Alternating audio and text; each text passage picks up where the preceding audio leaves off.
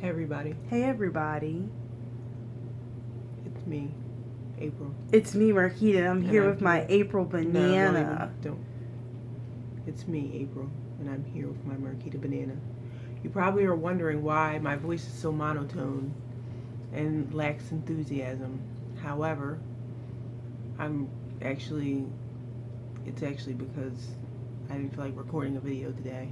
She never feels like recording a video any day, so Don't listen to her. I do feel like recording videos most days, but today I just didn't feel like doing it. She's like, babe, please, we have to record a video, please.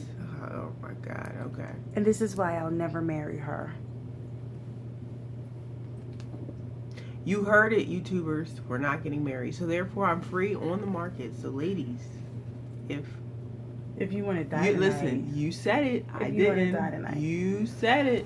Anyway, so somebody did leave a comment under one of the videos, and she specifically said, can you guys put up a video about the Femme topic next? So that's what we're here to talk about. I'm just going to basically start off with the topic of lesbians in general, and then casually, segue into the Femme topic. So one thing that April and I always talk about is the way that, first, let's back up some. I know that a lot of our followers are lesbians of color. And so, it's really good that we have that support in our community. But I do feel like when it comes to the media, we're always portrayed a certain way. So, for example, when it comes to actual shows that's on TV, the black lesbian is always the more masculine one, or she's usually the butchy one. I mean, yeah, you do see feminine lesbians in media, but a lot of times they are dykey, for a lack of better the black words. lesbians? Yeah, they tend to be. I mean, it's crazy eyes. And Tasha from the LWord, who is really hardcore, psychedelic. So like lesbians, especially like LWord, they live in this perfect world where, they have drama and stuff like that, but they have these amazing polished jobs and so on and so forth. Very polished, rich lesbians living in California. And it's just like, it's like, seriously? And all of them look like men fantasies. They're all like the casting of they're really pretty and actresses. They're skinny and right. They live in like this perfect world, and it's like, come on, we're not like that. Majority of us aren't. Yeah, there are some out there, but the majority of us, no. Not to say we're not pretty. The whole point of the matter is, I'm talking about as far as like the lifestyle that they live. Everybody has like this. Well, the whole point of the matter is loft they portray an image that is inaccurate in the LGBT community, and it perpetuates. I feel though it perpetuates, stereotypes that are unrealistic in the lesbian community. For example, a lot of the people or a lot of the women in the LWord, they just appear like, even Tasha, she was like more of a masculine, and what's that other one's name who was a whore? Shane. Yeah, Shane was more masculine, but nevertheless she still had feminine, like she wasn't stud or masculine as we would picture it, right? So it's a bit different, and I don't think it's an accurate portrayal, and especially makes them so polished. It looks like they actually could be in like vanilla porn. I'm serious. The way they look and the way they're portrayed, it really, some of the sex scenes even could like double as a vanilla porn. You know what I mean? Because they're like a fantasy that a man would have. Right. I mean, like classic porn, like right. Two really hot girls, right, having sex with each other, right, making out, and it's passionate 24/7, right. And then a lot of times it's really not like that. And then the thing about it is that, like, when you have our community, and I'm not going to drop any names, but especially on YouTube, we do have some low budget shows out, and April and I do watch some of them. We don't watch them all. Some of them are a really bad joke. But when it comes to us portraying ourselves, it's not that often that we come across lesbians of color Right. and they are about their business. I Right. mean, they usually live in some type of torn down neighborhood, selling drugs. Yeah, that's one other thing. What about like timeout? A lot of these webcasts and stuff, like they're like not black professional lesbians. Like it's No, not they never are, and like yeah, you do find some. I mean, I know one that's very popular where the women they make their money legally, but for the most part, it's just like, come on, is this the way we see ourselves? I mean, does it always have to be like that? Do you always have to, you know, be the bottom of the totem pole? I understand that sometimes it makes for good entertainment, but at the same time, it shouldn't always be portrayed 24/7. So, is there anything you want to say about that? Us portraying ourselves in the podcast. I guess one of the difference between the L words and the web series. The L word is like mainstream. It was like a Showtime series. Right, right. So it got picked up by Showtime. So I mean, I guess that's with regards to the media. I mean, all right. I'm not defending the portrayal of lesbians or the LGBT community in general because I don't think they have, like I said, I repeat, they don't have a diversified portrayal of the LGBT population. Mm-hmm. Um, However, I think they just did that to play it safe because Showtime is something that people in the general population watch Right.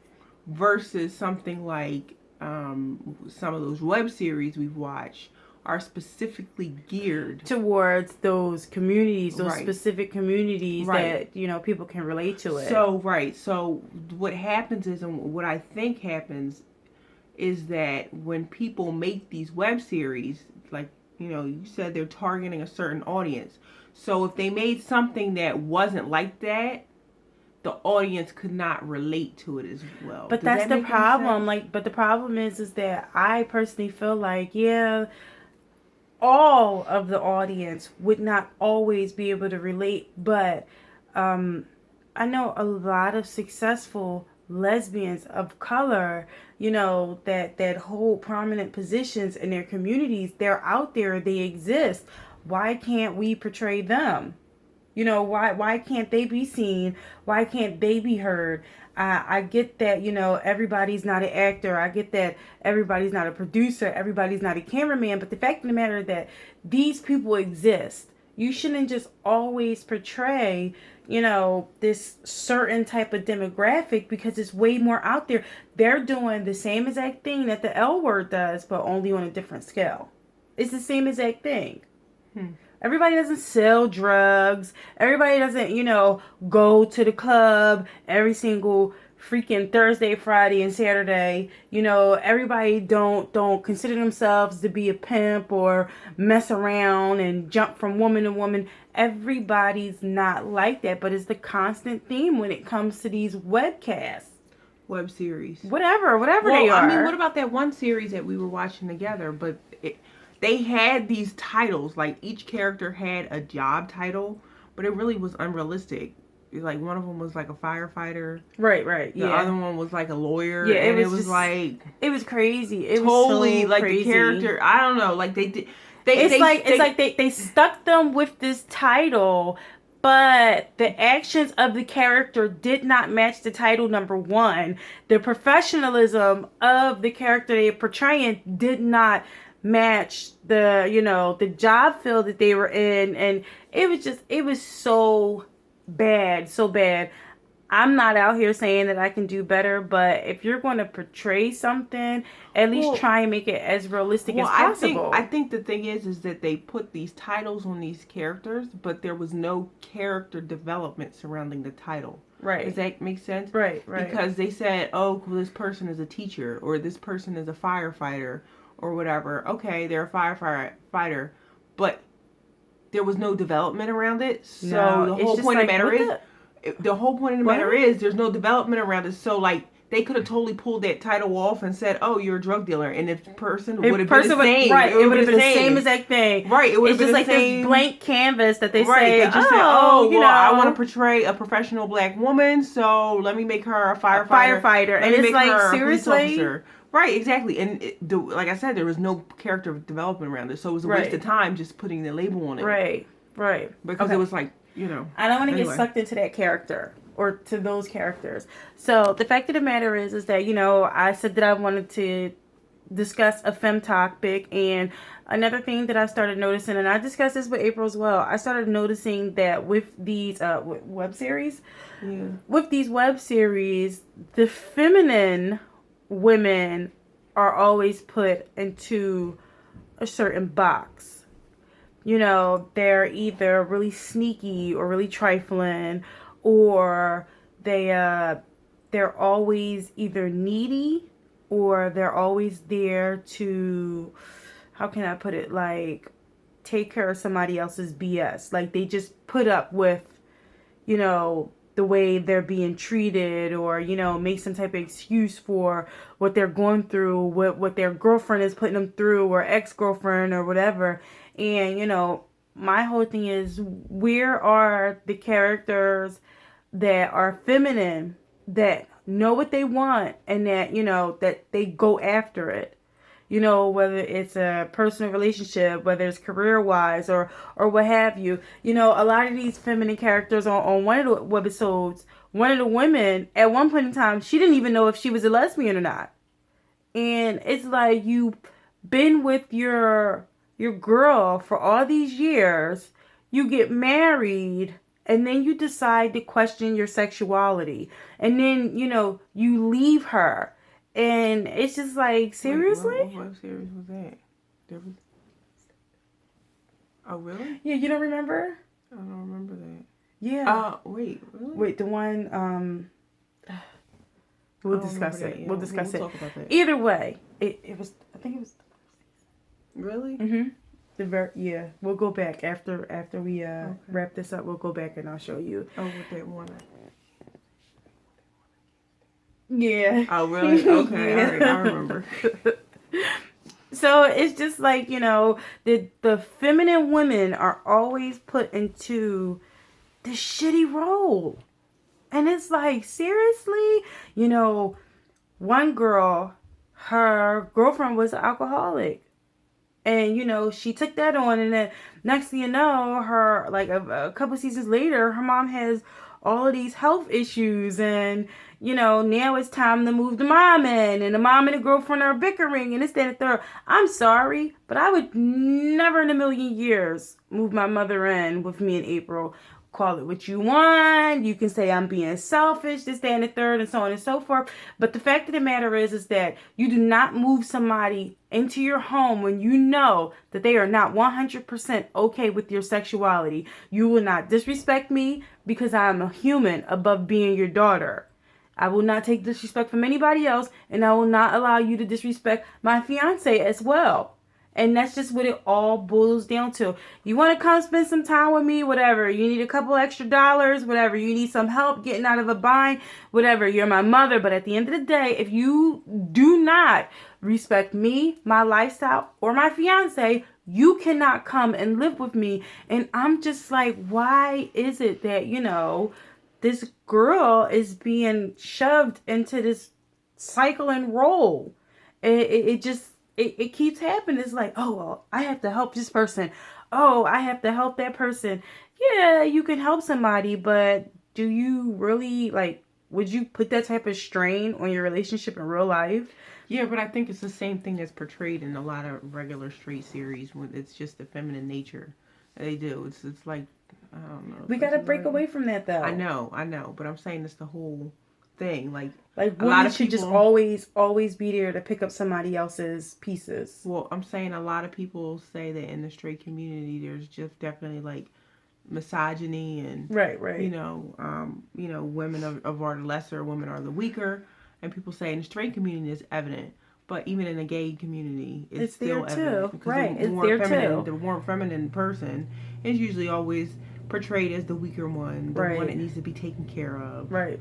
Because I was always told in the past, oh, get a stud, they'll take care of you. I can take care of myself. She can. So, in saying that, I think those stereotypes we need to get away from, and it carries over to, the LGBT community. And I think that has to do with the same thing with what? It bothers me. Even when you jump over to another role, there are other roles where you'll have a woman and she's successful. And I actually seen this in 2 different web series. She's successful, but What time is it? Song? Oh yeah. Oh, okay. Just a couple more minutes. She's successful, but her girlfriend, her wife, her lover, her partner, whatever you want to call her, it's just like gives her the shit, treats her bad and beats on her, or constantly cheats on her, or you'll have a woman of power but she's really grimy and she's always the sneaky one. Yeah. Right. And it's just if she's powerful, she's a bitch. Right.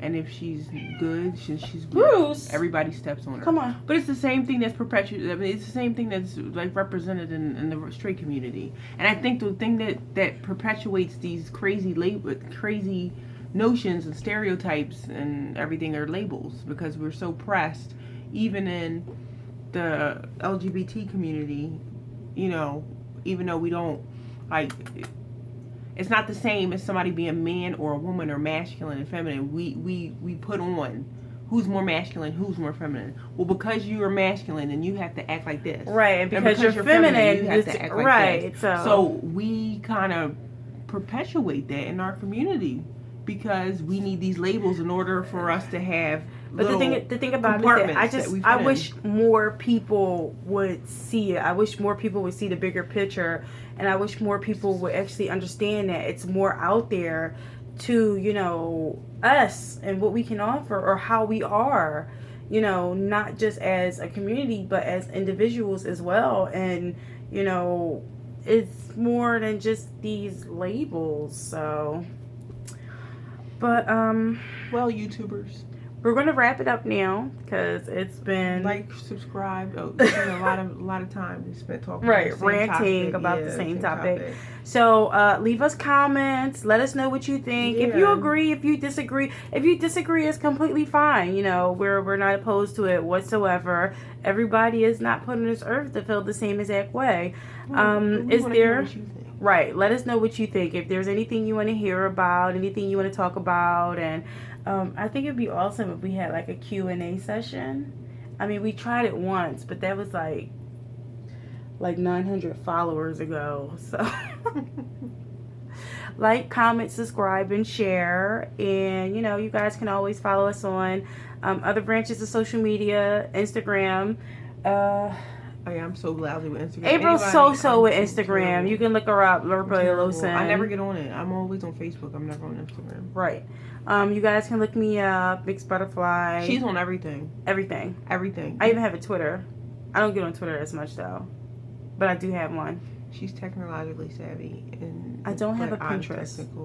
I hate Pinterest. Yeah, I hate Pinterest too. I got a okay, Pinterest. Babe. Okay. All right. Smell you later, we about to get YouTubers. sucked up in the Matrix. Thanks for watching, guys. We love you.